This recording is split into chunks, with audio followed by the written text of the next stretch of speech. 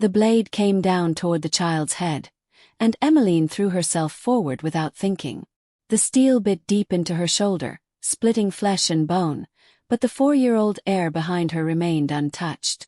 Blood, her blood, splattered across the marble floor of the throne room as the royal decree that had condemned her to servitude 3 years ago seemed suddenly insignificant compared to this moment. The assassin's eyes widened as this rejected Omega, this wolf without a pack, this woman who bore the forbidden bloodline of the Shadowfen outcasts, refused to move even as the second blow came down. Before we continue, tell me the city you're watching from so I can send you a hug, because what happens next will leave you breathless. Émeline had been 7 years old when her parents were executed under pack law. Their crime: loving across bloodline boundaries that the council had forbidden for 3 centuries. Her mother, an Omega from the disgraced Shadowfen line, and her father, a Beta from the Royal Guard, had dared to believe love could transcend the ancient divisions that kept the kingdom's wolf packs in rigid hierarchy. They were wrong. She watched from a locked tower window as the executioner's blade fell twice, as the crowd cheered, as the Alpha King Théodore himself signed the death warrant without even looking at it. But that was 17 years ago. 17 years of survival in the lowest ranks of the palace, serving as a scullery maid, invisible to everyone except when they needed someone to blame. 17 years of hiding her true scent with stolen herbs and borrowed charms, because if anyone discovered she carried her mother's forbidden Omega essence combined with her father's Beta strength, a combination that should have been impossible, she would face the same blade her parents had. The second sword strike shattered her collarbone. Émeline screamed, but she didn't move. Behind her, little Bastien, the Alpha King's only son and heir to the throne, whimpered and pressed his small hands against her bleeding back. "Don't let them hurt me," the child whispered. "Please, Emi, don't let them." The assassin raised his blade a third time, but then the throne room doors exploded inward. The Alpha King himself stormed through. His massive wolf form already half emerged, silver for bristling with lethal intent. Théodore Valmont had ruled the 5 kingdoms for 23 years with an iron fist and a cold heart. He had taken his blood oath to protect the royal line above all else, even above his own happiness, even above mercy. He had never remarried after his queen, Bastien's mother, died in childbirth, and rumor said he never would. Love was weakness. Attachment was liability. The throne demanded absolute devotion. But when his golden eyes locked onto Émeline's broken body covering his son, something changed in that ancient wolf's gaze. The assassin died before he could scream. Theodore's claws tore through the man's throat with surgical precision, and then the king was there, kneeling in Émeline's blood, his hands, human again, trembling, pulling her away from Bastien with surprising gentleness. "Get the healers," he roared at the guards flooding the room. "Now! And someone secure my son." But Bastien clung to Émeline's dress, his little face wet with tears. "She saved me, Papa. She saved me when everyone else ran away."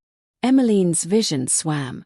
The pain was extraordinary, radiating from her shoulder and collarbone in waves that made breathing nearly impossible. But through the agony she saw the king's face, really saw it, for the first time in her life. Théodore Valmont was 41 years old, scarred from 100 battles. His dark hair threaded with silver. His jaw perpetually set in harsh lines. He was not a kind man. He was not a gentle man. But as he looked down at her, as his hands carefully supported her neck to keep her from choking on her own blood, something cracked in that frozen expression. "You're the scullery maid," he said, and it wasn't a question. "Émeline, daughter of the traitors." She tried to speak, but blood filled her mouth. The world tilted sideways. The last thing she heard before consciousness left her was the king's voice, sharp and commanding. "She's mine. Under my protection. Anyone who touches her answers to me with their life." When Émeline woke, 3 days had passed.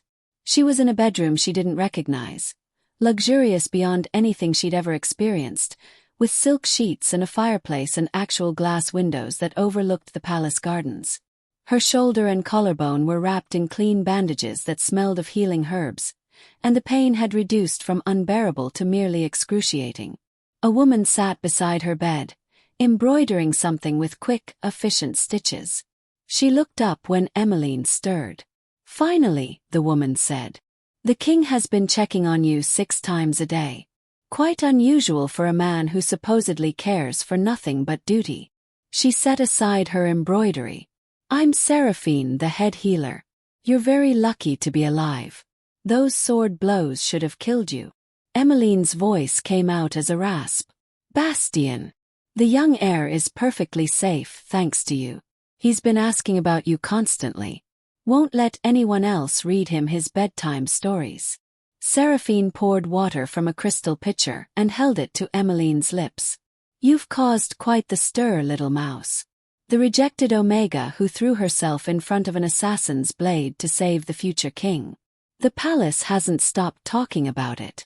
The water helped, but fear tightened Émeline's chest. "The king said I was under his protection. What does that mean?" Seraphine's expression turned carefully neutral. "It means exactly what it sounds like. You're no longer a servant. You've been moved to the royal wing, given a title. Lady Émeline of House Valmont, ward of the throne. The council is furious, of course. They're calling it a violation of pack law, claiming that your bloodline makes you unfit for any position of status. But the king invoked his sovereign right to grant protection to anyone who saves a member of the royal family." She leaned closer, her voice dropping. "Between you and me, I've never seen Théodore fight the council this hard over anything that didn't directly threaten his rule. Whatever his reasons, he's making powerful enemies to keep you safe." Before Émeline could respond, the door opened. She knew who it was before she saw him. The power radiating from the doorway was unmistakable. Alpha energy, pure and overwhelming, the kind that made every wolf in proximity want to either submit or flee. Théodore Valmont filled the room with his presence, and Seraphine immediately bowed and excused herself. The king approached the bed with slow, measured steps. He was dressed simply today. Leather breeches and a white shirt, his crown notably absent. Up close, without the pageantry of the throne room, he looked tired. Deep lines bracketed his mouth, and shadows darkened the skin beneath his eyes. He studied Émeline for a long moment before speaking. "Do you know why you're still alive?" His voice was rough like gravel shifting. "The council demanded I execute you. They cited 16 different precedents, all of them valid under pack law. Your bloodline is forbidden. Your parents were traitors. By every rule we have, you should have died the moment your heritage was discovered." Émeline's heart hammered. "Then why didn't you kill me?" "Because my son is alive." Theodore's jaw tightened. "Because you, a woman who had every reason to hate me, to hate this palace, to hate everything the royal family represents, threw yourself in front of a blade meant for him. You took strikes that would have decapitated a child without hesitation. You didn't think. You didn't calculate advantage. You simply acted." He paused, and something that might have been pain flickered across his features. "In 23 years on this throne, I've seen courage of many kinds. But what you did, that was something else."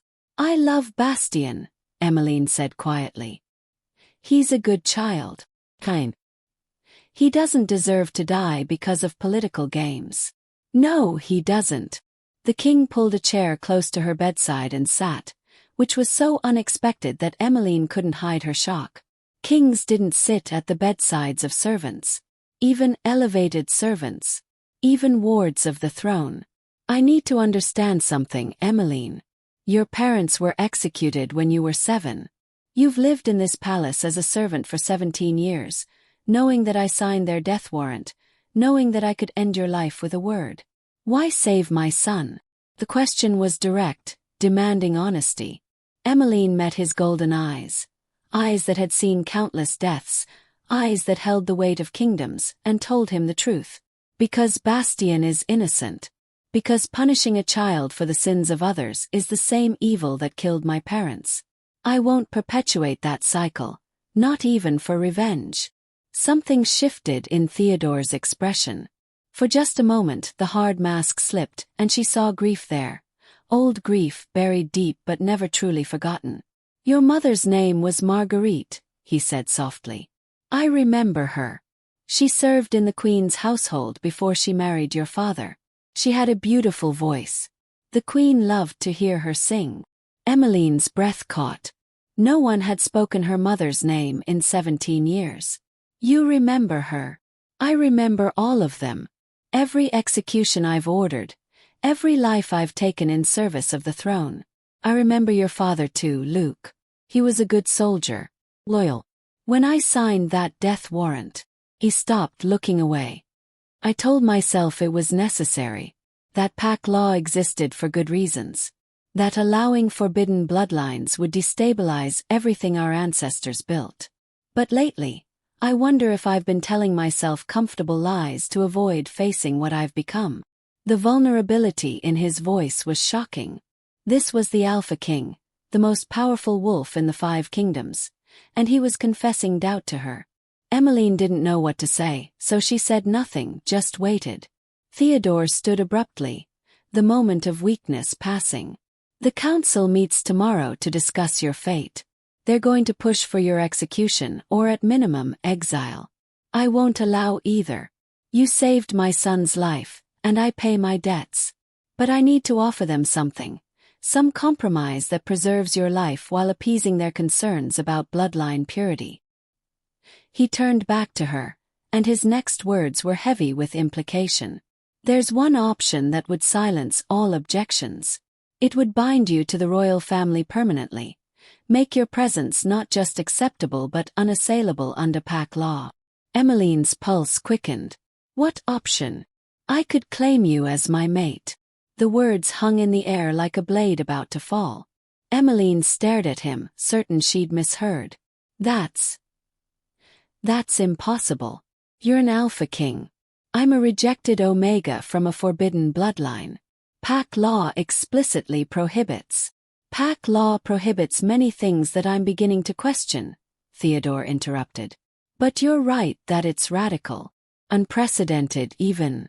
The council would have no choice but to accept it. A king's claim on his mate supersedes all other considerations. But it would make you queen.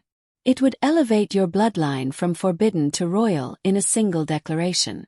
And it would mean... He hesitated, and for the first time he looked uncertain. It would mean binding yourself to a man you have every reason to despise. Living beside someone who killed your parents. Sharing power with someone who represents everything you've suffered under. Émeline's mind reeled. This was insane. This was beyond insane. Mate bonds were sacred, permanent, unbreakable. If the Alpha King claimed her, she would be tied to him for life. Politically, socially, and if the bond took hold as it sometimes did between true mates, spiritually. She would become queen, yes, but she would also become the partner of the man who had orphaned her. Why would you do this? She asked. You could choose any woman in the 5 kingdoms. You could form a political alliance with another pack, strengthen your position. Why risk everything for me? Théodore's expression was unreadable. Because when I saw you bleeding on that throne room floor, covering my son with your body, I realized something. I've spent 23 years making cold, calculated decisions for the good of the kingdom. I've sacrificed love, happiness, mercy, all of it on the altar of duty. But what kind of kingdom am I building if the bravest person in it is someone I've spent her entire life oppressing? What does it say about pack law if the woman who embodies the highest ideals of our people is marked as forbidden? He moved closer, and Émeline saw the intensity burning in his eyes. I'm not asking you to love me. I'm not even asking you to forgive me. I'm asking you to help me change something that's been broken for far too long. Be my queen. Stand beside me. Show the council and the packs and all the wolves who believe in rigid hierarchies that courage and character matter more than bloodline. And in return I'll give you power, real power, to reshape the laws that killed your parents. It was a speech that would have sounded rehearsed coming from anyone else. But Théodore delivered it with raw honesty. His hands clenched at his sides. His whole body tense with emotion he clearly wasn't accustomed to expressing. This wasn't a political maneuver. This was a man at a crossroads, offering a path that terrified him. Émeline thought about her parents. About 17 years of scrubbing floors and swallowing rage. About little Bastien, who needed someone to protect him from the vipers circling the throne. About all the other forbidden bloodlines still hiding in shadows, still living in fear, still watching their children grow up with targets on their backs. "If I agree," she said slowly, "I need your oath that this isn't symbolic. I need real authority to reform pack law. I need your support when I dismantle the systems that created the division between bloodlines. I need you to stand with me when the council and the old families resist. Can you promise me that?" Théodore knelt beside her bed, which was such a profound gesture that Émeline's eyes widened. Kings didn't kneel for anyone except during coronations. "I swear it. Blood oath bound by my alpha word. You'll have everything you need to make the changes you see fit. I'll stand with you against anyone who opposes it. Council, nobility, even other alphas if necessary. You saved my son. Now let me help you save your people." His hand extended, palm up, waiting. The traditional gesture of a mate claim. Offered, not forced. Émeline knew that if she took his hand now, everything would change. There would be no going back. She would become Queen Émeline, mate to the Alpha King, one of the most powerful women in the realm. She would also be bound to a man whose past actions had caused her immeasurable pain.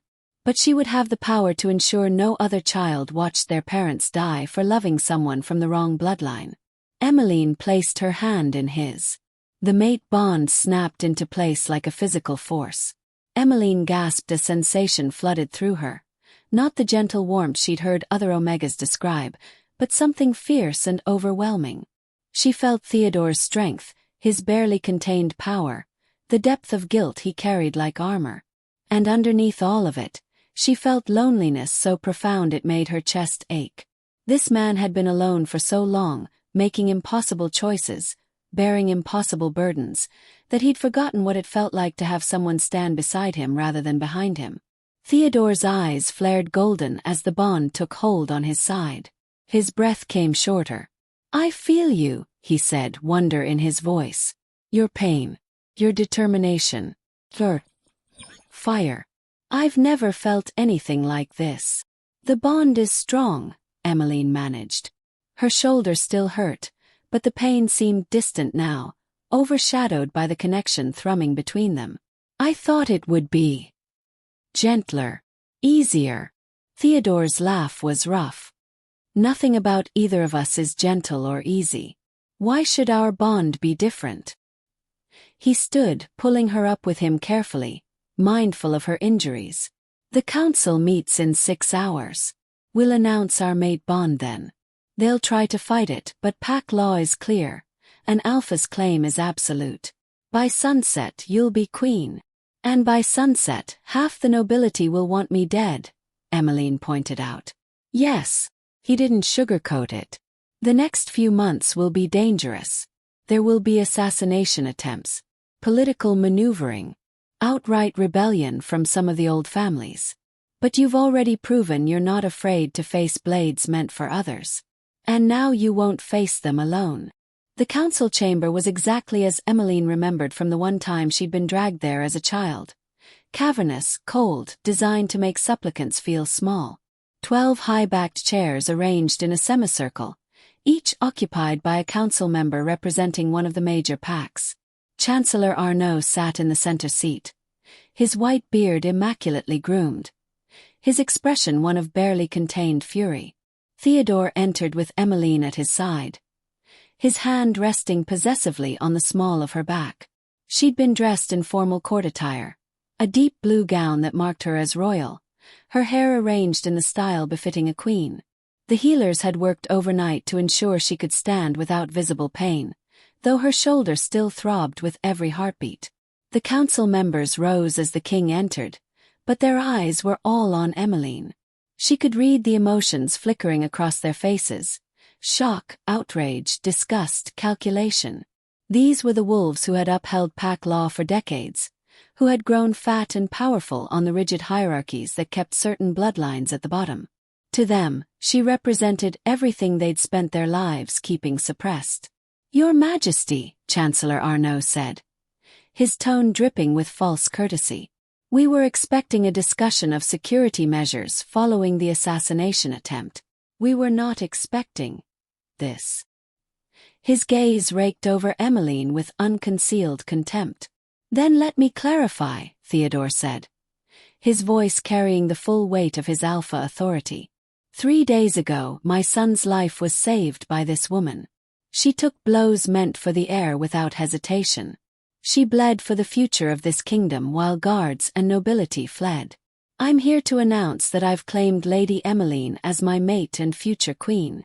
The silence that followed was deafening. Then chaos erupted. "This is an outrage." Councilman Florent leaped to his feet. "Her bloodline is forbidden. Pack law explicitly prohibits.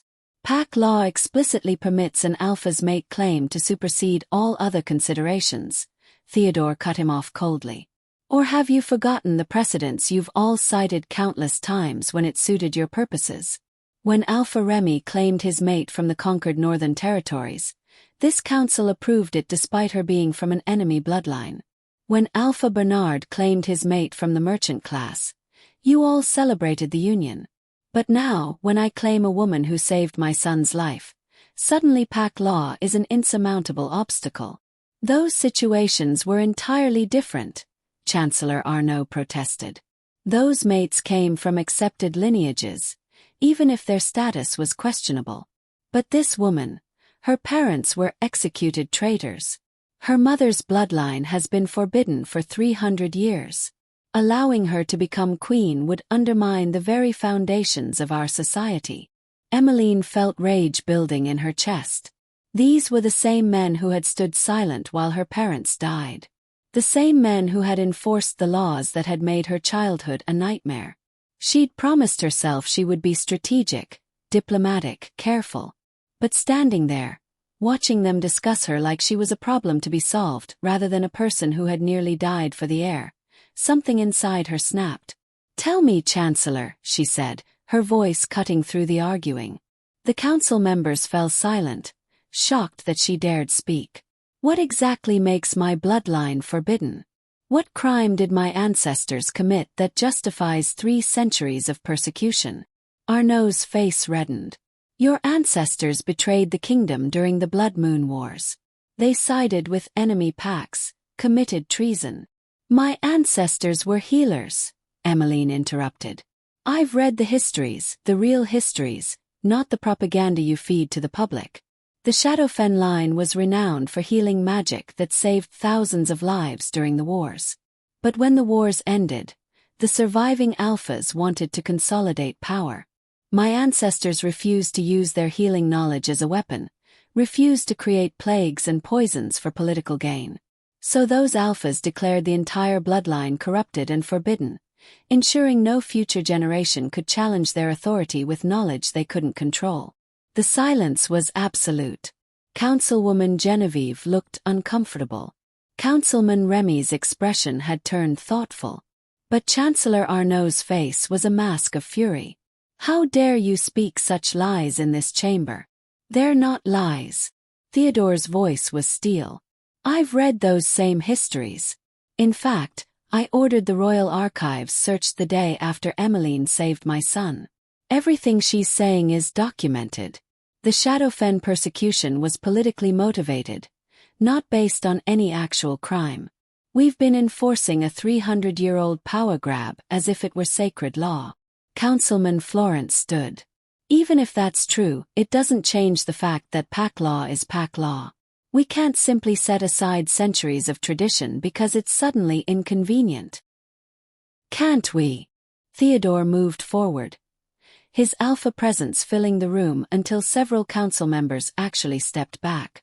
"I am the Alpha King. I am the embodiment of pack law.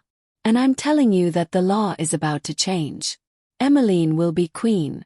Her bloodline will be restored to full status. And we will begin the process of reviewing every forbidden bloodline designation to determine which ones are based on legitimate concerns and which ones are based on political convenience. This is madness." Chancellor Arnaud's hands shook. Your Majesty, think about what you're doing. The old families will revolt. Other packs will see this as weakness. You'll tear the kingdom apart. The kingdom is already torn, Émeline said quietly. You've just been ignoring the fractures because they were conveniently hidden beneath the surface. How many forbidden bloodlines are there, Chancellor? How many wolves live in fear, hide their heritage, watch their children grow up as second-class citizens because of crimes their great-great-grandparents supposedly committed? How many more Émelines will have to watch their parents die before you admit the system is broken? Councilwoman Genevieve spoke up, her voice measured. The girl makes a point. We've all known that the forbidden bloodline laws were harsh. But we've maintained them because changing them seemed too complicated, too politically dangerous. Perhaps this is an opportunity to address something we've been avoiding for too long. You would side with this outcast over 300 years of precedent, Florent demanded. I would side with common sense over outdated cruelty, Genevieve replied calmly. And I would remind you all that this woman saved the heir's life. If that doesn't earn her consideration, what message are we sending about the values we claim to uphold? The debate raged for another 2 hours. Émeline stood through all of it, her shoulder screaming in pain but her spine straight, refusing to show weakness. Théodore remained beside her, his hand never leaving her back, a constant reminder that she wasn't facing this alone. Some council members gradually came around to Genevieve's position. Others remained adamantly opposed. But in the end, pack law was clear. An Alpha King's mate claim could not be overruled by the council. Chancellor Arnaud's final words were delivered with cold precision. Very well, Your Majesty. We accept your mate claim under duress and with the strongest possible reservations. But know this, you've made powerful enemies today. The old families won't accept this quietly. And when the rebellion comes, and it will come, remember that you chose this path against all counsel. I'll remember, Théodore said. Now get out. All of you. The Queen and I have much to discuss. The council filed out, leaving them alone in the vast chamber.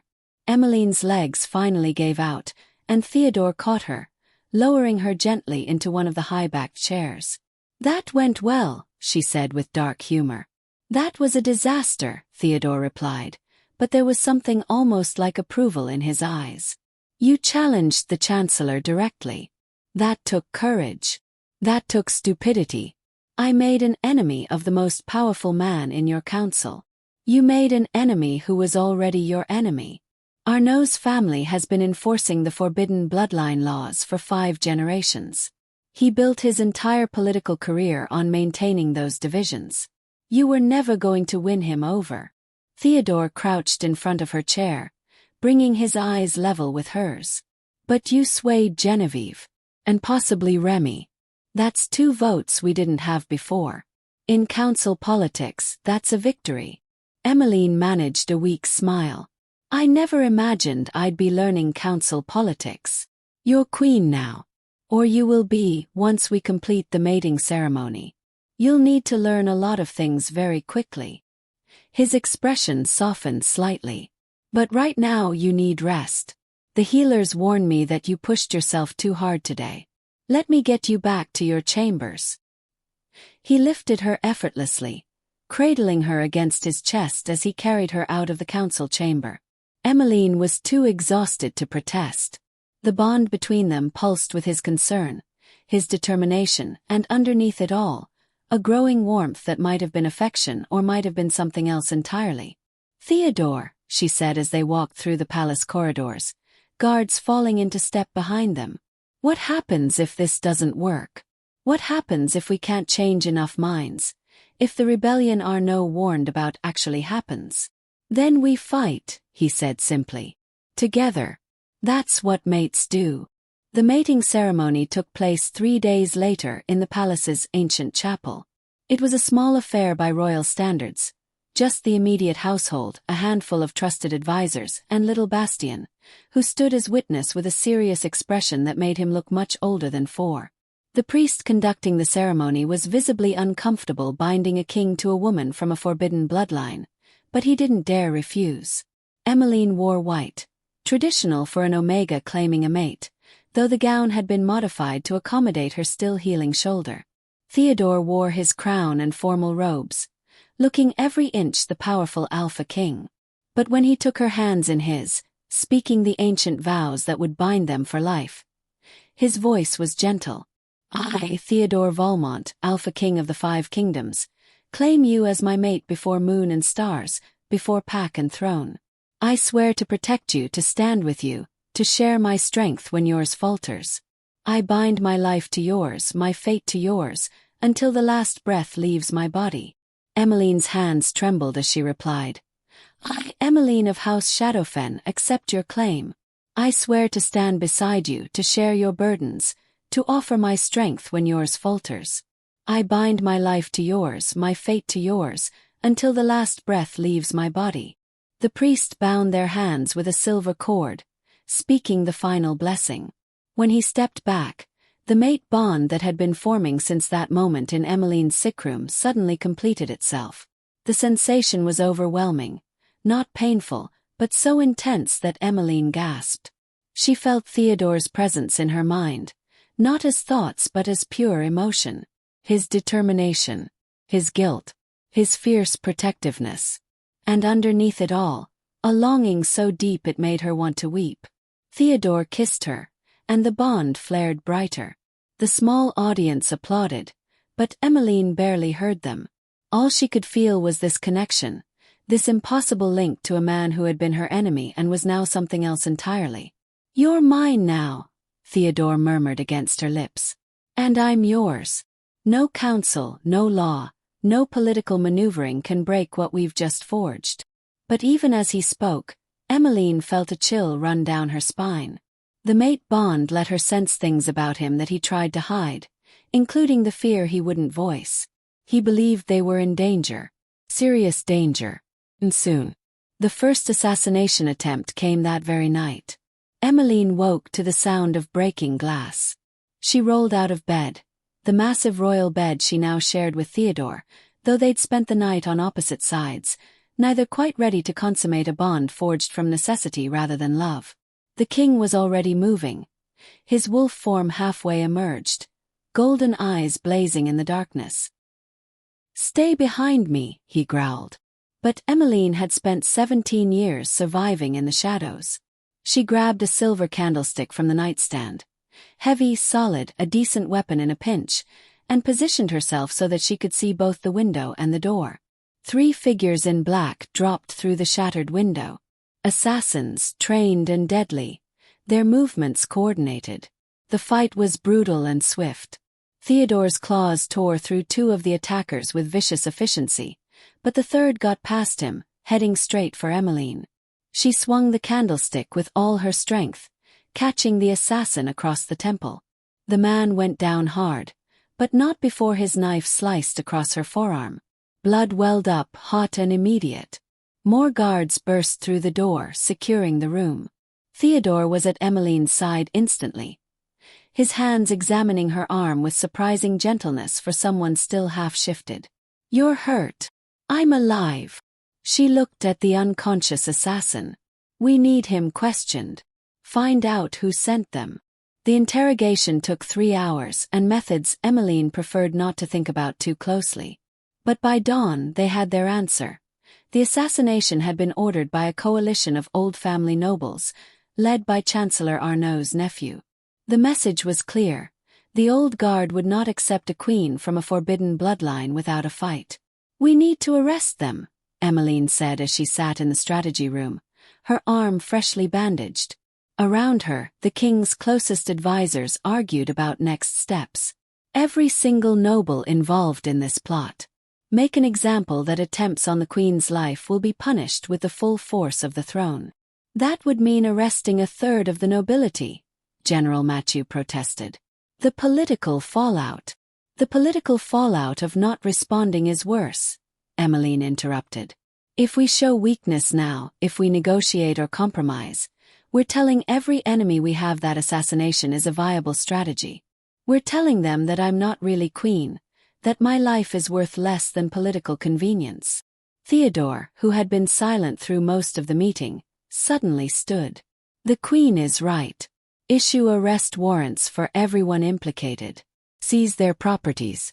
And send a message to every pack in the 5 kingdoms.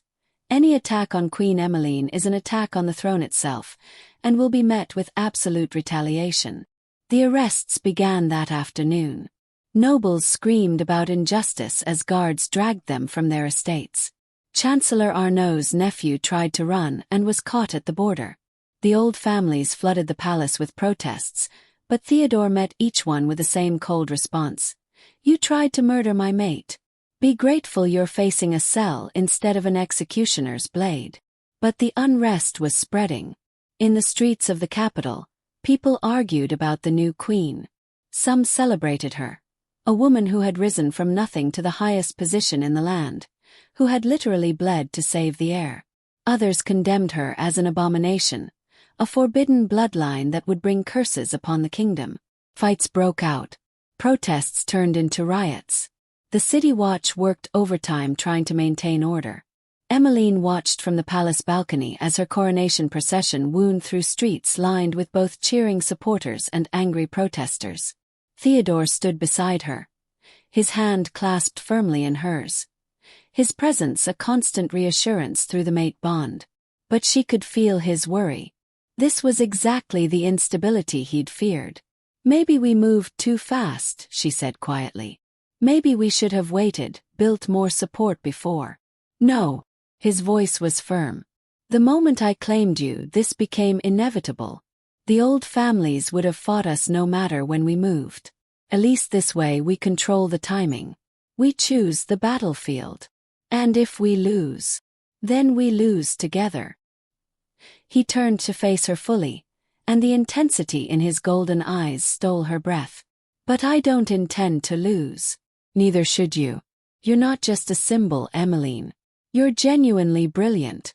You've survived 17 years in circumstances that would have broken most people. You faced down the council without flinching. You're exactly the queen this kingdom needs, even if they don't know it yet. The coronation itself was a tense affair. The crown, delicate silver worked with moonstone, ancient and powerful, was placed on Émeline's head by the high priestess with visible reluctance. The noble families in attendance ranged from genuinely supportive to openly hostile. Several seats remained conspicuously empty, occupied by those who had been arrested or had fled rather than attend. When the high priestess spoke the final blessing and declared Émeline to be queen of the 5 kingdoms, the applause was scattered and uncertain. But little Bastien started cheering, loud, enthusiastic, childish cheering that echoed through the vast cathedral. And then others joined. The common folk who had been allowed to witness the ceremony from the back rows, the servants, the guards, the people who understood what it meant to see someone rise from nothing, the people who had themselves been invisible. Émeline's eyes burned with tears she refused to shed. Not here. Not in front of these nobles who were watching for any sign of weakness. Instead, she lifted her chin and met their stares with calm dignity. She was queen now. She had power, and she intended to use every bit of it. The celebration feast that followed was poisonous in more ways than one. Literally poisonous, as it turned out. Émeline had just raised her wine goblet for the traditional toast when Théodore's hand shot out, knocking the cup from her grasp. It shattered on the marble floor, dark wine spreading like blood. "Don't drink," he commanded, his voice carrying across the suddenly silent hall. He turned to the cupbearer, a young man who had served the royal family for years. "Who gave you that wine?" The cupbearer's face went white. It came from the royal cellars, Your Majesty." "Same as always." "I didn't." "Guards, secure him." Théodore's eyes blazed with fury. "And bring me the head steward. Now." The investigation revealed nightshade in the wine, not enough to kill instantly, but enough to cause a slow, agonizing death over several days. The cupbearer was innocent, a pawn. But the head steward, when questioned, broke down and confessed. He'd been paid by Lady Clotilde, a noblewoman whose family had enforced the forbidden bloodline laws for 6 generations. She'd fled the city the moment the coronation ended, but guards were already in pursuit. "They're not going to stop," Émeline said later that night, alone with Théodore in their chambers. Her crown sat on the vanity, suddenly feeling heavier than it had during the ceremony. "Every day there's another attempt, another plot. How long can we keep this up?" Théodore was standing by the window, looking out over the city. Torches flickered in the darkness where riots were still being suppressed. "As long as it takes. Change is never easy, Émeline. The forbidden bloodline laws have been in place for 300 years. We're not going to dismantle them in 3 weeks without resistance. But maybe we're pushing too hard too fast. Maybe if we what?" He turned to face her, and the mate bond flared with his intensity. "Slow down. Compromise. Show them that their tantrums and assassination attempts work. Every time we hesitate, every time we pull back, we tell them that you're not really queen. That the forbidden bloodlines aren't really equal. That the old ways can be preserved if they just fight hard enough." "People are dying," Émeline said quietly. "There were 3 killed in the riots today. 5 more injured. All because we're forcing change they're not ready for. And how many have died over the past 300 years because of the forbidden bloodline laws?" Théodore crossed to her, taking her hands. "How many children grew up as you did, watching their parents executed for loving the wrong person? How many talented wolves were kept from positions they deserved because of ancestors they never knew? We're not causing this violence, Émeline. We're exposing violence that's been happening in the shadows for centuries." He was right. She knew he was right. But that didn't make it easier to watch. The weeks that followed were a blur of political maneuvering and constant danger. Émeline threw herself into the work of reform, drafting new laws with a team of progressive advisors. She met with representatives from other forbidden bloodlines, hearing their stories, documenting the injustices they'd faced. She appeared publicly as often as possible, refusing to hide despite the threats, showing the kingdom that their queen would not be intimidated. And slowly, gradually, things began to shift. Not everywhere, not even in most places. But in small pockets throughout the 5 kingdoms, people started to listen. A merchant in the eastern provinces hired a woman from a forbidden bloodline as his business partner, citing the queen's example. A minor noble in the south announced her engagement to a man whose family had been outcast for generations, daring anyone to challenge her under the new precedents the queen was establishing. But for every small victory, there were setbacks. Lord Philippe, one of the council members who had seemed sympathetic, was found dead in his study. An apparent suicide, though the letter he left suggested he'd been blackmailed by the old families for supporting the queen's reforms. A village in the north burned to the ground after its elder welcomed forbidden bloodline refugees, though whether it was an accident or arson remained unclear. Théodore grew harder with each incident, his responses more severe. When evidence linked a group of nobles to the village burning, he had them executed without trial, citing wartime emergency powers. Émeline knew it was necessary.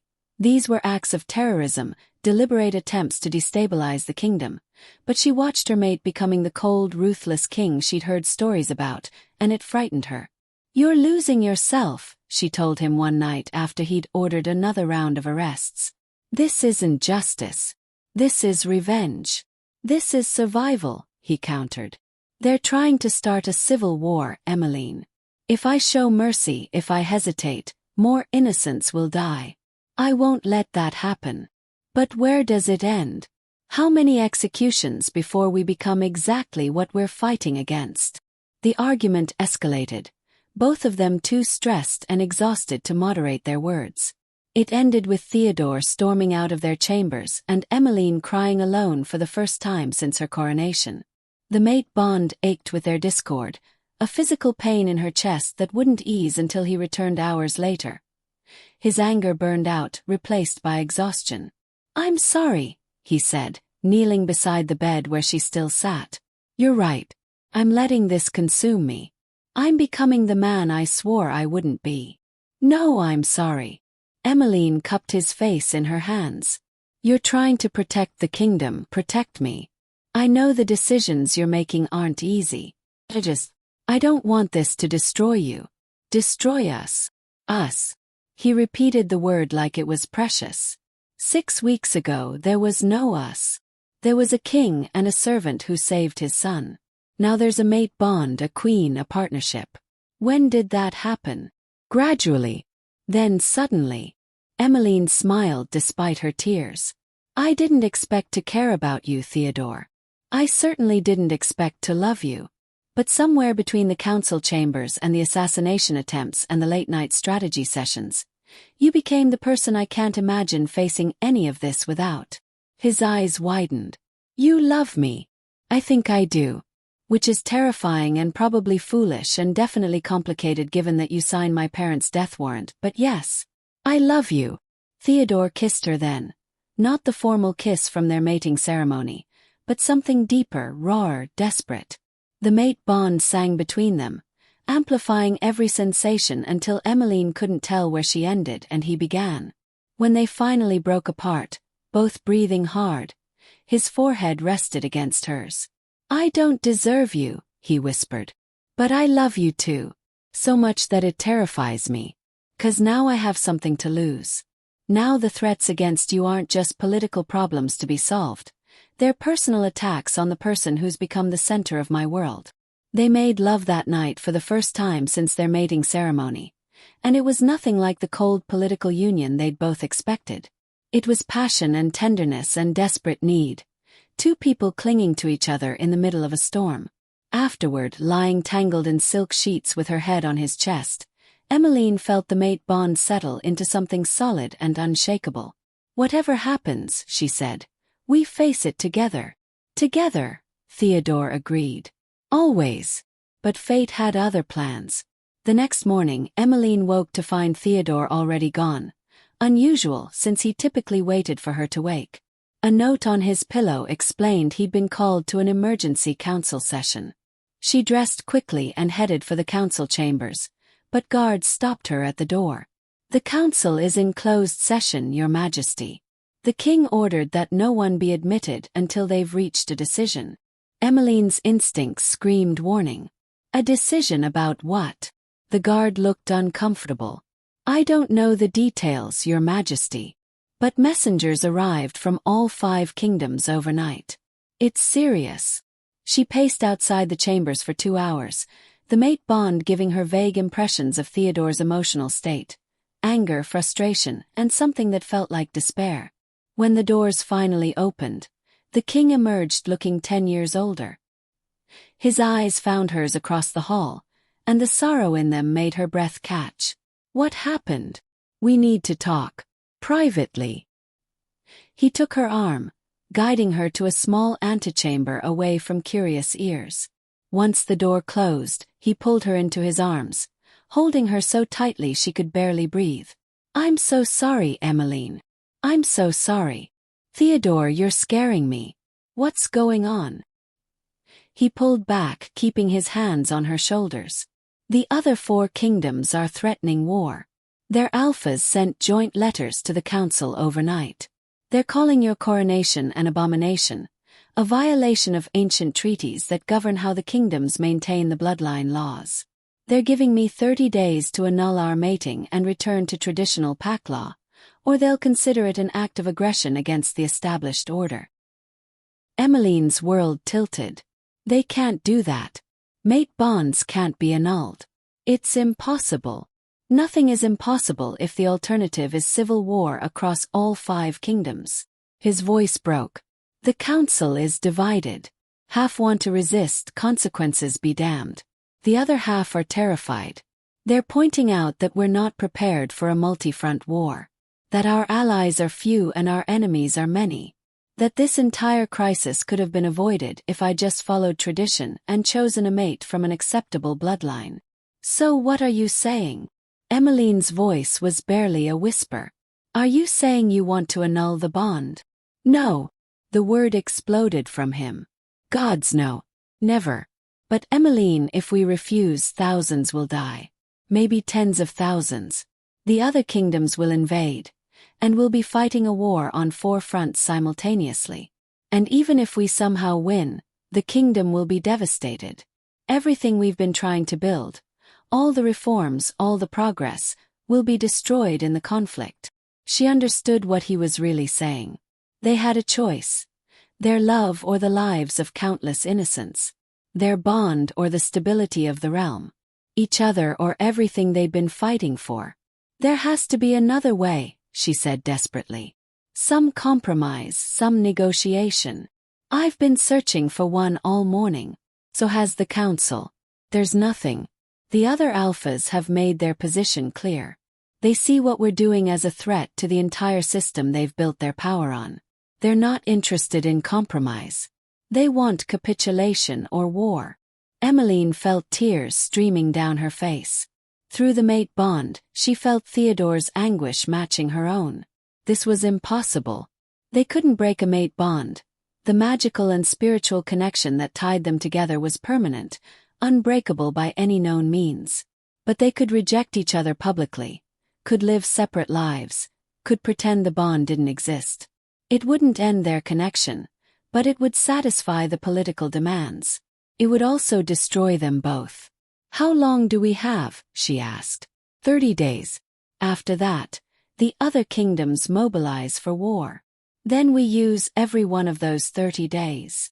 Émeline straightened, wiping away her tears with angry swipes. "We search for alternatives. We reach out to potential allies. We prepare for war if it comes. And we don't give up on each other until every other option is exhausted." "Émeline! No. Listen to me." She grabbed his face, forcing him to meet her eyes. "You told me that mate bonds are sacred. That when you claimed me, nothing could break what we forged. Were those just pretty words, or did you mean them?" "I meant them," he said fiercely. "With everything I am. Then we fight. Not against each other but for each other. We find a way through this that doesn't require either of us to sacrifice what we've built. Because I'm not just your mate, Théodore. I'm your queen. And queens don't surrender." A spark of hope flickered in his eyes. "Even when the odds are impossible. Especially then." The next 30 days were the most intense of Émeline's life. She threw herself into diplomacy with a ferocity that surprised even her closest advisors. She sent letters to every alpha in the 5 kingdoms. Not just the ones making threats, but their advisors, their families, their council members. She reached out to forbidden bloodlines in other kingdoms, building a network of support that crossed traditional boundaries. She met with merchants, craftsmen, common soldiers, anyone who might have influence, anyone who might help sway opinion. Théodore focused on military preparations. If war came, they would be ready. He called up reserves, fortified border positions, reached out to mercenary companies and independent warrior packs. But he also sent his own diplomatic missions, looking for cracks in the united front the other kingdoms presented. And slowly, cracks began to appear. Alpha Remy of the Eastern Kingdom had a daughter from a forbidden bloodline. Hidden, but not well enough that Émeline's new network couldn't find her. When confronted with the hypocrisy of threatening war over the very thing he himself had engaged in, Remy withdrew his kingdom's support for the ultimatum. In the Southern Kingdom, Émeline's reforms had inspired a grassroots movement among the forbidden bloodlines.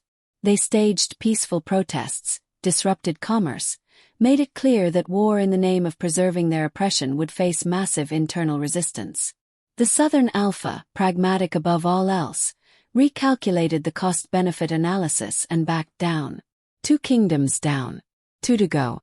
The Northern Alpha was old, traditional, immovable in his convictions. But his heir, a young alpha named Gaston, had been educated in progressive circles and had secretly written to Émeline expressing support for her reforms. Émeline arranged a private meeting, traveling in secret to the border territory where they could talk without the old alpha's knowledge. "My father will never accept what you're doing," Gaston said as they walked through a moonlit forest, guards watching from a discreet distance. "He's too set in his ways. But he's also dying. The healers give him 6 months, maybe less. When I inherit, I can withdraw the Northern Kingdom's support for this war. I can even become an ally to your reforms. 6 months is too long, Émeline replied. We have 3 weeks left on the ultimatum. Then you need to survive those 3 weeks. Go to ground. Disappear.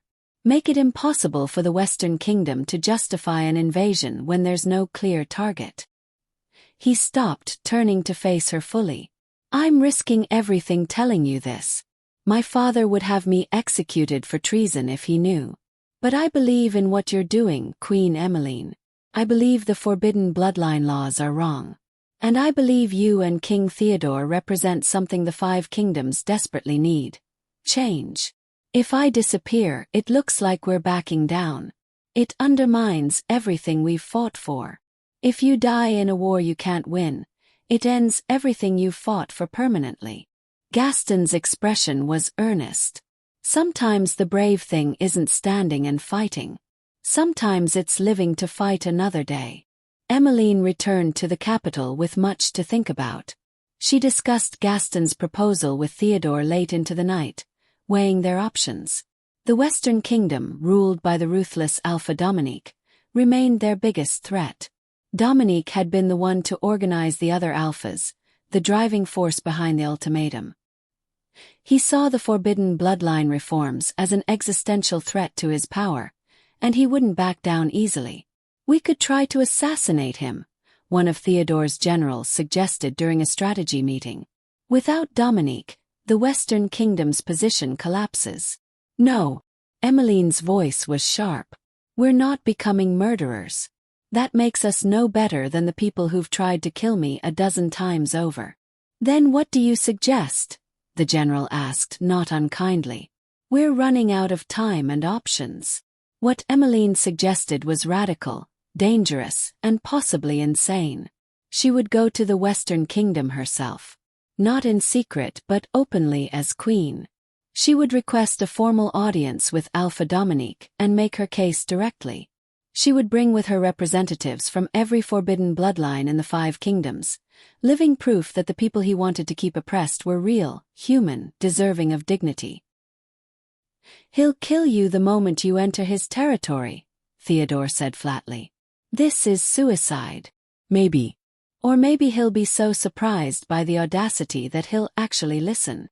Émeline took his hands. We've tried everything else. Diplomacy, threats, military posturing. None of it has moved him. But going there in person, putting a face to the reforms he's fighting, showing him the actual people affected by these laws. It might work. And if it doesn't, if he executes you as a traitor to pack law, then you'll have your justification for war. The other kingdoms will have to support you if an alpha murders a queen during a diplomatic mission. Dominique's not stupid. He'll understand the optics. Théodore was silent for a long moment, his jaw working. Through the mate bond, Émeline felt his terror, his desperation, his pride. Finally he spoke. I'm coming with you. No. The kingdom needs you here, ready to respond if things go wrong. And Bastien needs you. If we both die, he's an orphan. He has regents. He has the council. He has a father who loves him. Don't take that away from him, Théodore. Not for me. In the end, Théodore agreed, though every fiber of his being rebelled against it. Émeline would take a delegation to the Western Kingdom with a full military escort. Enough to show strength but not so many that it looked like an invasion. She had 7 days to make the journey and plead her case before the ultimatum expired. The night before she left, Théodore held her like he might never let go. If anything happens to you, he whispered against her hair, I will burn the Western Kingdom to the ground. Alpha Dominique, his family, his council, none of them will survive my vengeance. Don't talk like that. I'm coming back. Promise me. I promise. I'm coming back to you, to Bastien, to everything we've built. I'm not letting some ancient alpha with outdated ideas end our story. They made love with desperate intensity, the mate bond blazing bright between them. Afterward, Théodore presented her with a gift, a blade beautifully crafted, with the royal seal etched into the pommel. My queen carries a sword, he said. Because you're not just a diplomat. You're a warrior. You've proven that a dozen times over. So if Dominique tries anything, you fight. You survive. And you come home to me. Émeline strapped the sword to her hip, feeling its weight settle comfortably against her side. I will. The journey to the Western Kingdom took 6 days of hard riding. Émeline's delegation numbered 50 wolves, 30 guards, 15 representatives from forbidden bloodlines, and 5 diplomatic advisors. They traveled under a banner of peace, announcing their intentions at every border crossing, making no secret of their mission. Alpha Dominique's response arrived on the 3rd day. He would grant them an audience, but only Émeline could enter his throne room. The rest would wait outside under guard. It was a power play, an attempt to intimidate, but Émeline had expected nothing less. When they finally reached the Western Kingdom's capital, the differences from her own kingdom were immediately apparent. The city was older, more rigid in its structure. Forbidden bloodlines weren't just oppressed here. They were completely absent from public life, hidden so thoroughly that they might as well not exist. The wolves who watched Émeline's procession with hostile eyes had never questioned the system they lived under, because they'd never seen an alternative. The Western Palace was a fortress, all stone and iron, built for defense rather than beauty. Alpha Dominique's throne room was similarly austere, with none of the elegant decorations that graced Théodore's court. And the Alpha himself, when Émeline was finally escorted before him, was exactly what she'd expected. A massive wolf in his late 50s, battle-scarred and radiating barely contained aggression. So, Dominique said, his voice like grinding stone, the forbidden bloodline queen comes to plead for her life. How the mighty have fallen.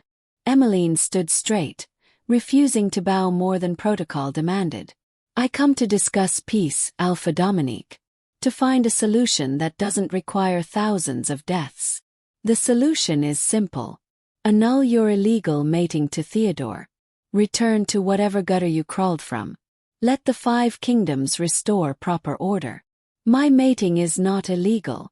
It was performed under pack law, witnessed by the high priestess, accepted by the council. You have no authority to demand its annulment. I have the authority of 3 centuries of tradition. Dominique's fist slammed on the arm of his throne. Your very existence violates every principle our ancestors established. The bloodline laws exist for a reason. To prevent chaos, to maintain stability, to ensure that power remains in the hands of those fit to wield it. The bloodline laws exist to maintain your power, Émeline corrected. To keep certain families at the top and everyone else beneath them. But that system is crumbling, Alpha Dominique. In my kingdom, forbidden bloodlines are already being integrated. Businesses owned by outcasts are thriving. Soldiers from forbidden families serve in the royal guard. The sky hasn't fallen. Chaos hasn't erupted. In fact, we're stronger because we're finally using all our people's talents instead of wasting them. You're stronger. Dominique laughed, harsh and mocking. You're on the brink of civil war. Your nobility is divided. Your capital has riots every other week. And now you come begging me to save you from the consequences of your own foolishness. I'm not begging. Émeline met his eyes steadily. I'm offering you a choice. Stand with the old ways and watch the world change without you, or embrace reform and help shape what comes next. Because change is coming, Alpha Dominique. Whether you like it or not. The question is whether you'll be remembered as the leader who resisted progress at all costs, or the one who was wise enough to adapt. For a long moment, Dominique just stared at her. Then he stood, descending from his throne with predatory grace. He circled her slowly, evaluating, and Émeline forced herself to remain still even as every instinct screamed at her to reach for her sword. You have courage, he finally admitted. I'll give you that. Coming here knowing I could end you with a word. That takes either bravery or stupidity. I haven't decided which. He stopped directly in front of her.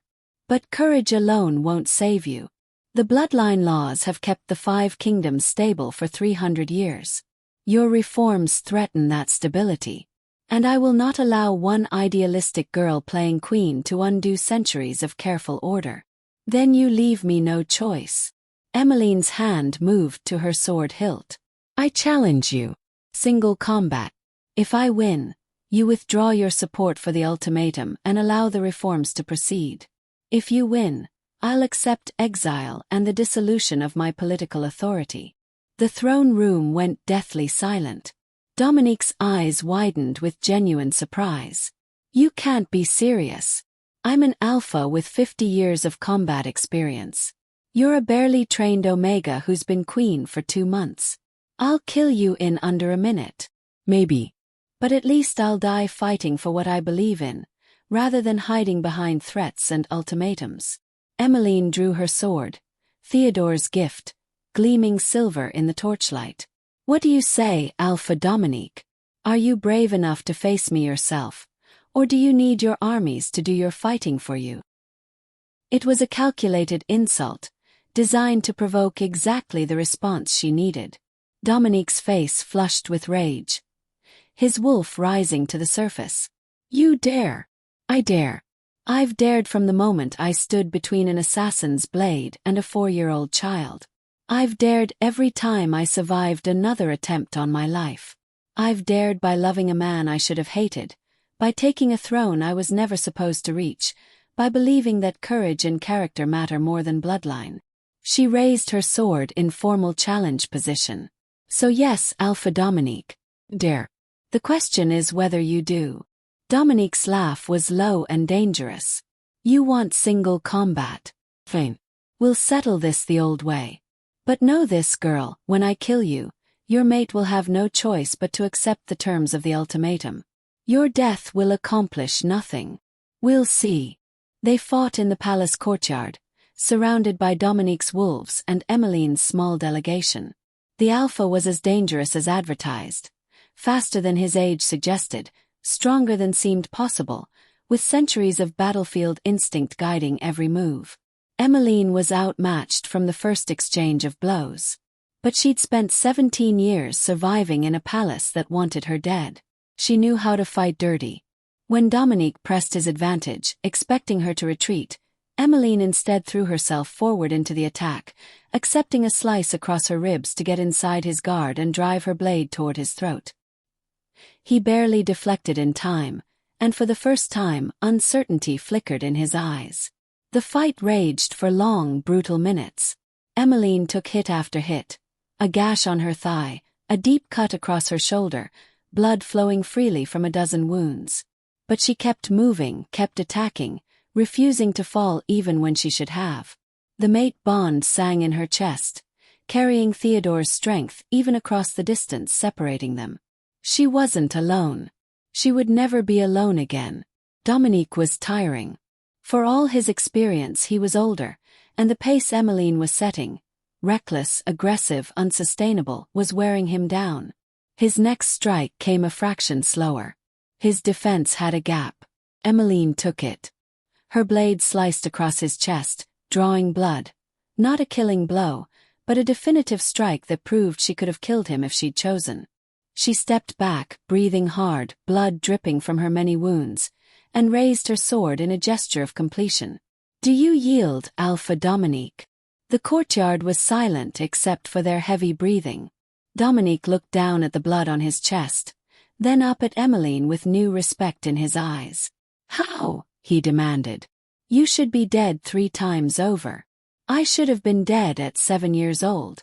I should have died when the assassin's blade came down in the throne room.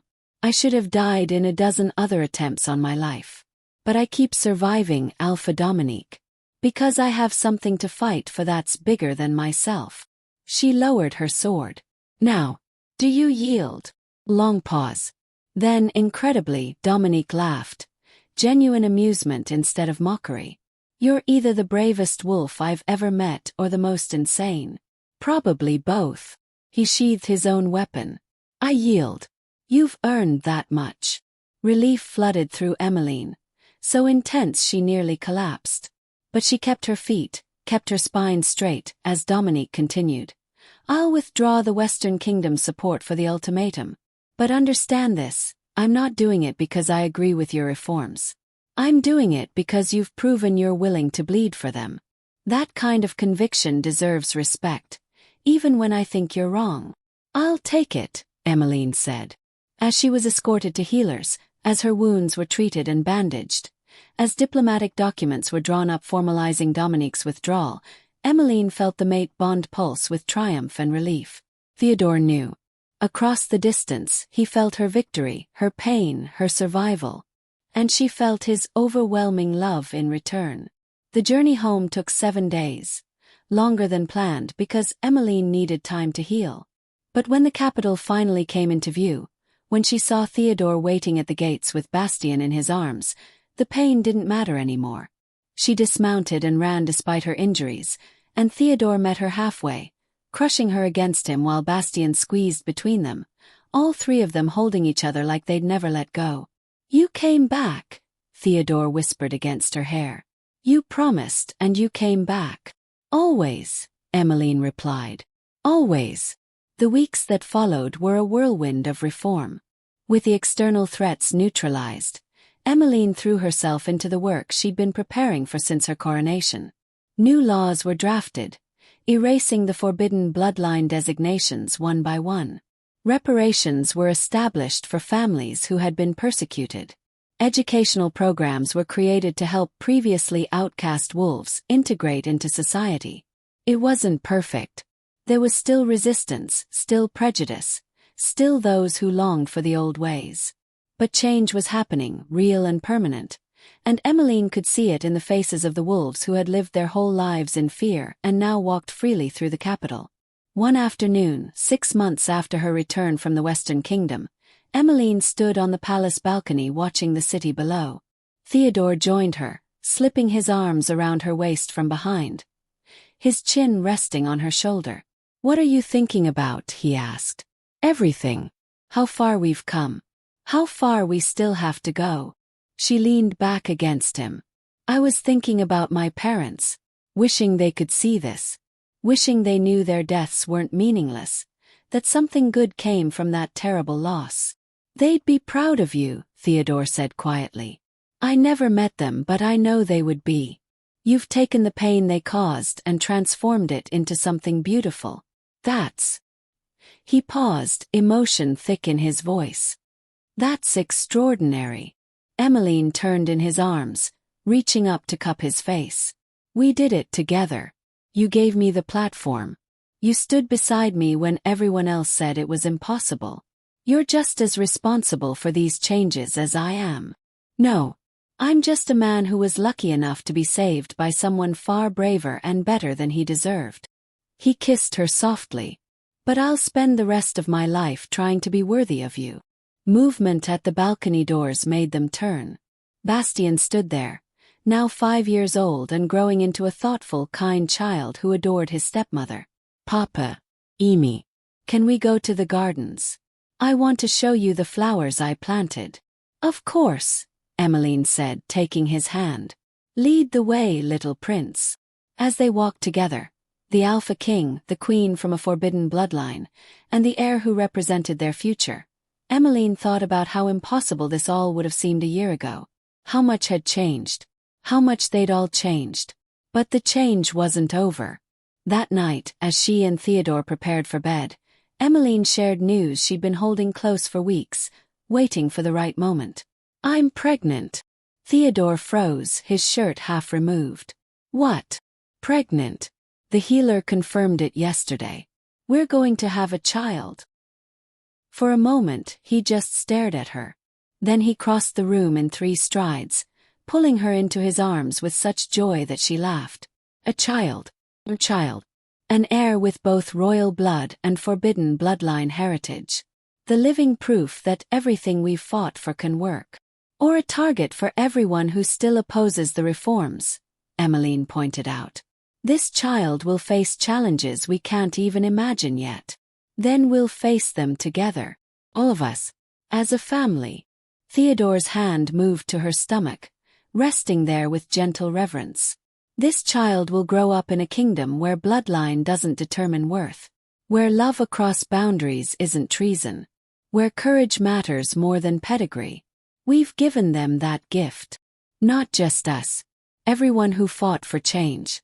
Everyone who risked their lives and positions and safety to make this possible. Émeline covered his hand with hers. But we still have so much work ahead. She was right.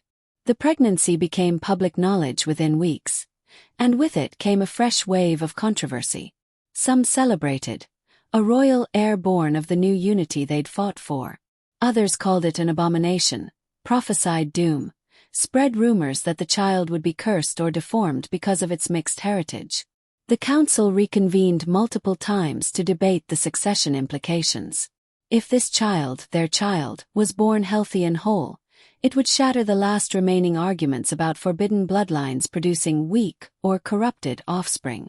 It would be undeniable proof that love across bloodline boundaries created strength, not weakness. Émeline's pregnancy was difficult. She suffered terrible morning sickness for the first 3 months, so severe that she could barely keep food down. Théodore hovered constantly, driving her half mad with his protectiveness while also being impossibly tender. He brought her favorite foods at odd hours, held her hair when she was sick, read to her when she couldn't sleep. "You're going to be an insufferable father," she told him one night as he fussed over her pillows for the 3rd time.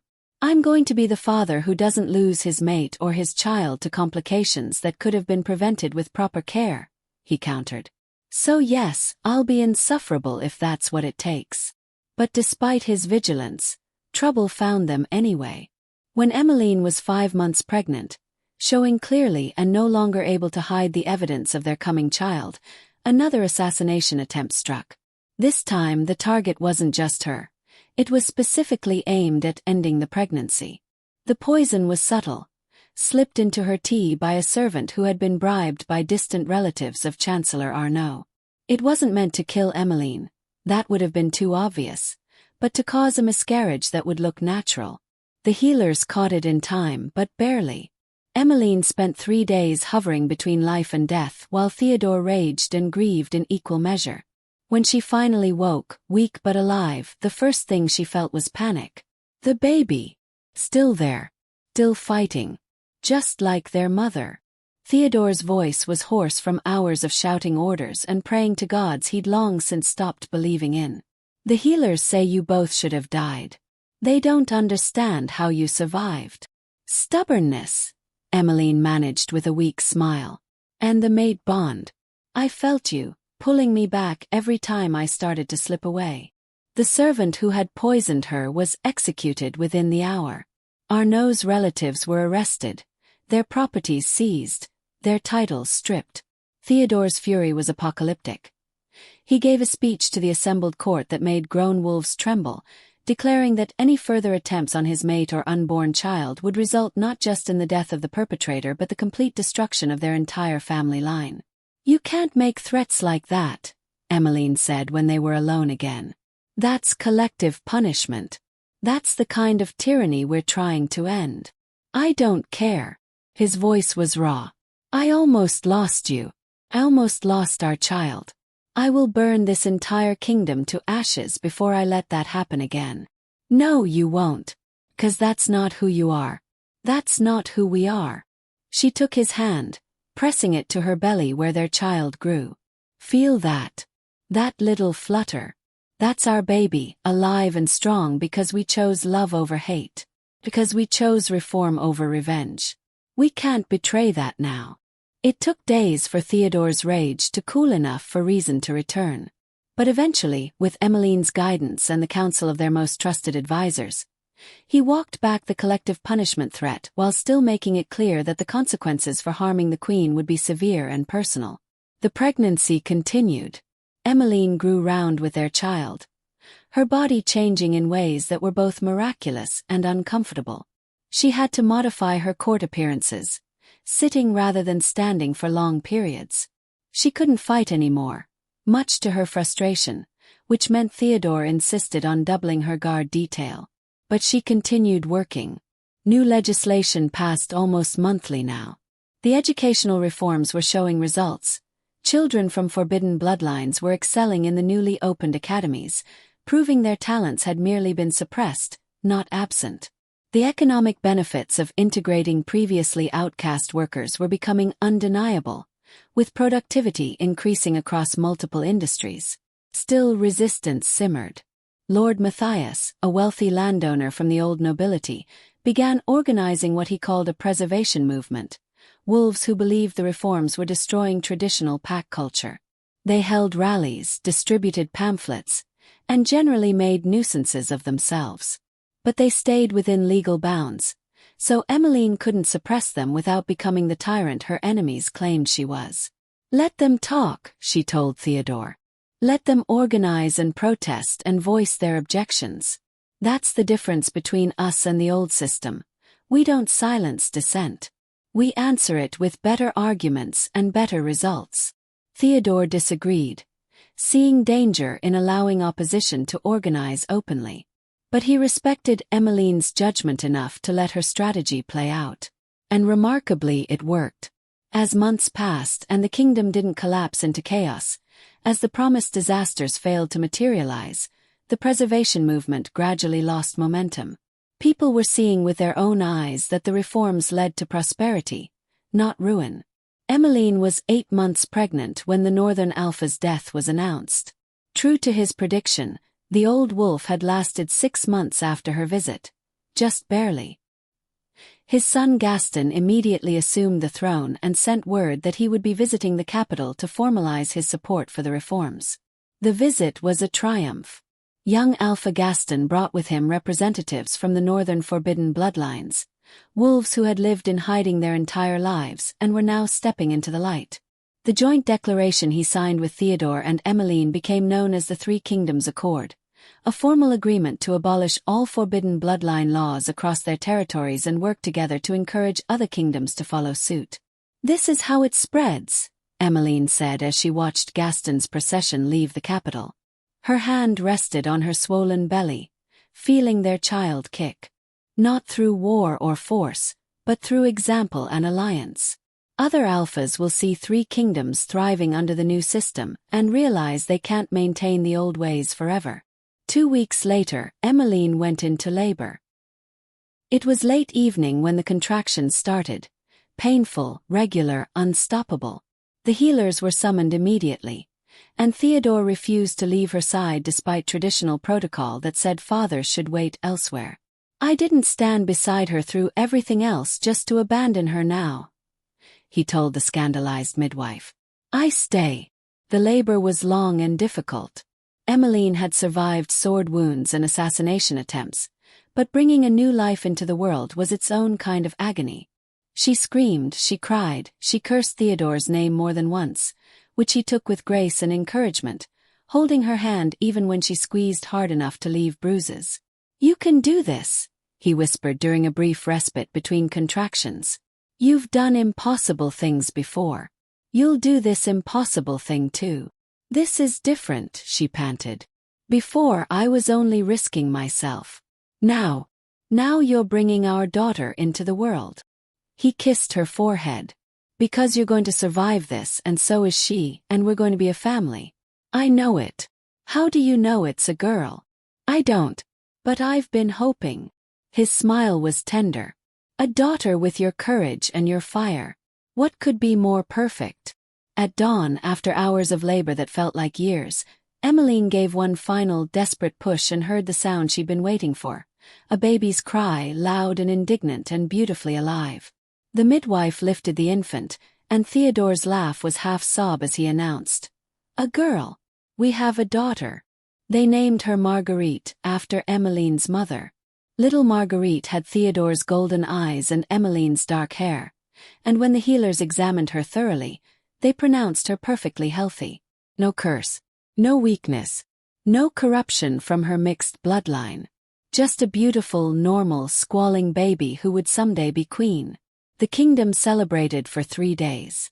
Even some of the old families who had opposed the reforms sent congratulations, partly out of genuine joy, partly out of political necessity.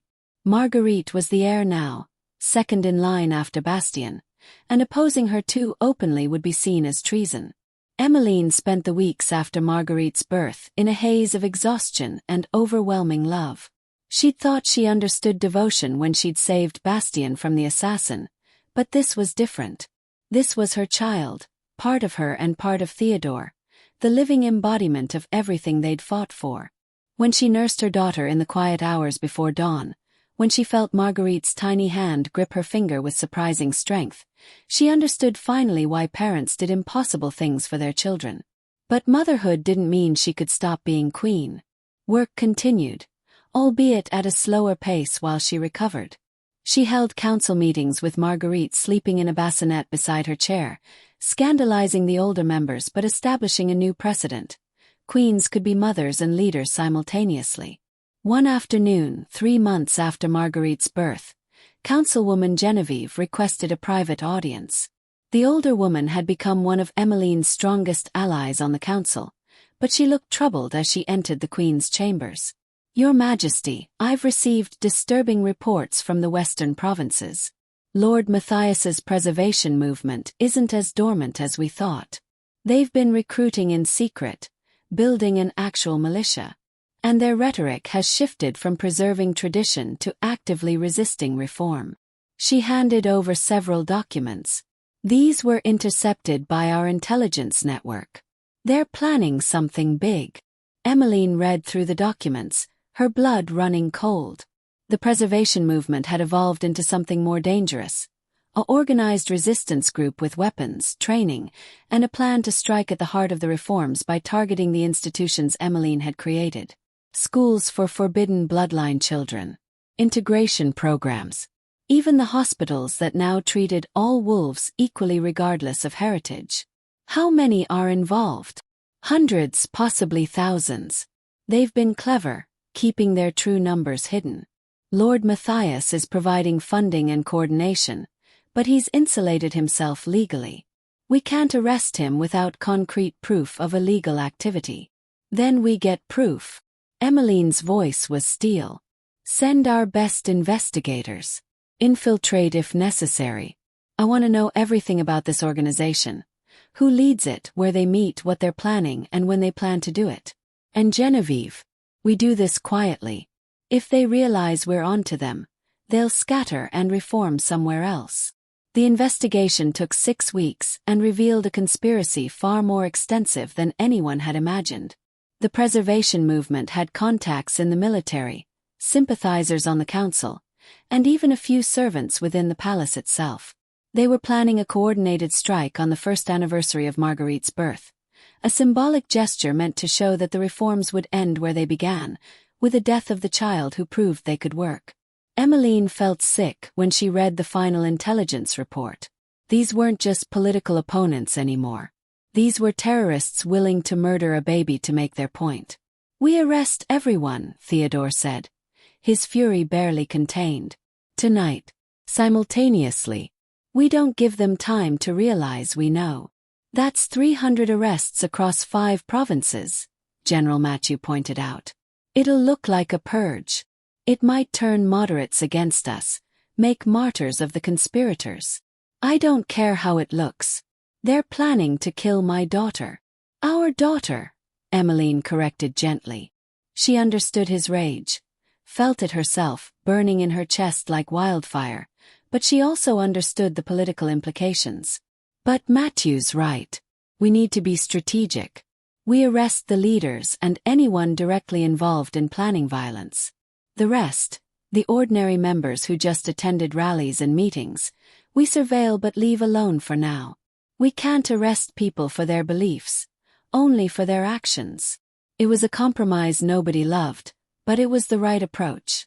That night, coordinated raids across the kingdom brought in 73 conspirators, including Lord Matthias himself. The evidence against them was overwhelming. Detailed plans, weapons caches, communications proving their intent. The trials were swift and public, ensuring transparency. Most received prison sentences. Lord Matthias and the core leadership group who had directly planned the attack on Marguerite were executed. And this time, Émeline didn't protest. There were limits to mercy, and plotting to murder a baby crossed every one of them. The preservation movement collapsed after the arrests. Some members renounced their association, horrified when they learned how far the leadership had been willing to go. Others simply melted away, unwilling to continue without organized structure. Within months, active resistance to the reforms had diminished to scattered grumbling, frustrating but manageable. Years passed. Marguerite grew into a bright, fearless child who adored her older brother Bastien and had inherited both her parents' determination. The reforms continued spreading across the 5 kingdoms as other alphas saw the prosperity it brought. New generations grew up knowing forbidden bloodlines only as historical curiosities, not current reality. Émeline stood in the throne room one afternoon, now 35 years old and bearing the confidence of a queen who had fought for her position rather than inherited it. She was hearing petitions from citizens, a tradition she'd instituted early in her reign. Anyone could request an audience with the queen to present grievances or proposals. The petitioner before her was a young woman, perhaps 20, with nervous eyes and calloused hands that spoke of hard work. "Your Majesty, I wanted to thank you. My grandmother was from the Shadowfen line, same as you. She spent her whole life hiding it, terrified someone would discover her heritage and have her executed. But because of your reforms, I grew up never having to hide. I went to school openly. I got married last year to a man from an old alpha family, and nobody tried to stop us. My children will never know what it's like to live in fear." Tears streaked her face. "I just wanted you to know that. What you did, what you and King Théodore did, it gave people like me a future." Émeline's own eyes burned. She descended from her throne and did something protocol said she shouldn't. She embraced the young woman. "Thank you for telling me. Days like this remind me why all the fighting and pain was worth it." That evening, she found Théodore in their private chambers, playing chess with Bastien while Marguerite helped in her own chaotic way. The scene was so perfectly domestic that Émeline had to pause in the doorway, drinking it in. "You're staring," Théodore said without looking up from the chessboard. "I'm admiring. There's a difference." He glanced up then, and the smile he gave her was the same one that had first made her realize she was falling in love with him. Warm, genuine, unguarded. "Come join us. Bastien is destroying me, and I need reinforcements." "I am not destroying you," Bastien protested with a grin. "I'm winning because I'm better at chess." "Humility clearly isn't his strongest trait," Théodore said dryly. "He gets that from you," Émeline replied, settling beside them as Marguerite immediately climbed into her lap. Later, after the children were asleep and they were alone in the darkness of their bedroom, Théodore pulled Émeline close. "Do you ever regret it? Any of it?" "Which part?" "The sword wounds. The assassination attempts. The political nightmares. All of it. Everything we've been through to get here."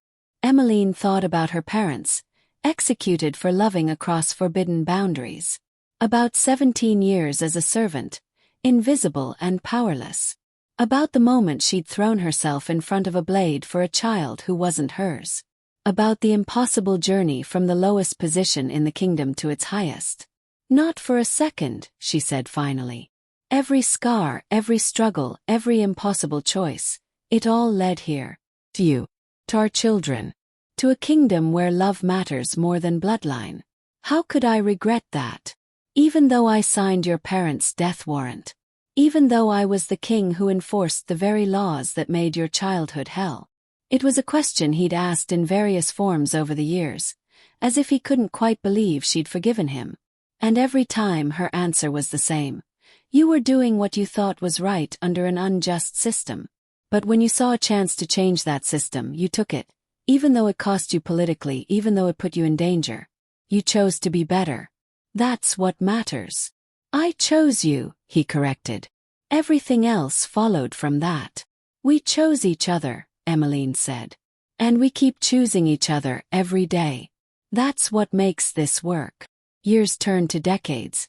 Émeline and Théodore ruled together, weathering challenges and celebrating triumphs, growing old in partnership. Bastien eventually married a woman he loved from a formerly forbidden bloodline, proving that the next generation had fully embraced the changes their parents fought for. Marguerite grew into a fierce advocate for justice, traveling the 5 kingdoms to ensure reforms were being implemented properly. On the 50th anniversary of the day Émeline had saved Bastien from the assassin's blade, a memorial was unveiled in the palace gardens. It depicted a woman with a sword standing over a child, her body positioned to shield him from danger. The inscription read, "In honor of Queen Émeline, who taught us that true nobility comes not from bloodline but from courage, not from tradition but from love, not from power but from the willingness to sacrifice for others." Émeline, now 70 and silver-haired but still sharp-eyed and strong-spirited, stood with Théodore as they unveiled the memorial. He was 71, moving slower than he once had but still commanding respect wherever he went. They held hands as they looked at the statue, a frozen moment from the day that had changed everything. "Do you remember what you were thinking?" Théodore asked, "when you threw yourself in front of that blade?" "I wasn't thinking anything. I just knew I couldn't let him die." She squeezed his hand. "Do you remember what you thought when you saw me lying there?" "I thought I'd been wrong about everything. About pack law, about forbidden bloodlines, about what really mattered. And I thought that if you died, I'd never forgive myself for all the years I'd wasted enforcing unjust laws. But I didn't die. No, you lived.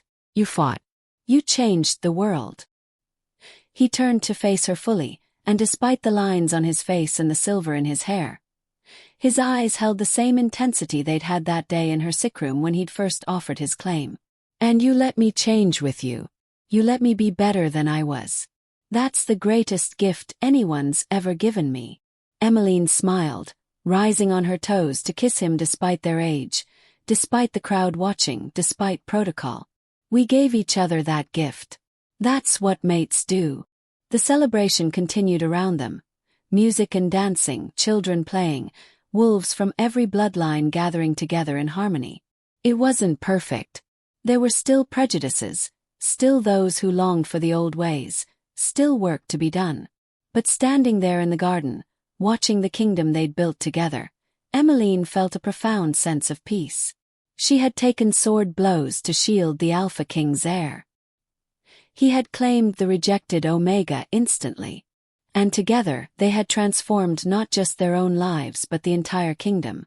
That was their legacy. That was their love story. And it was far from over.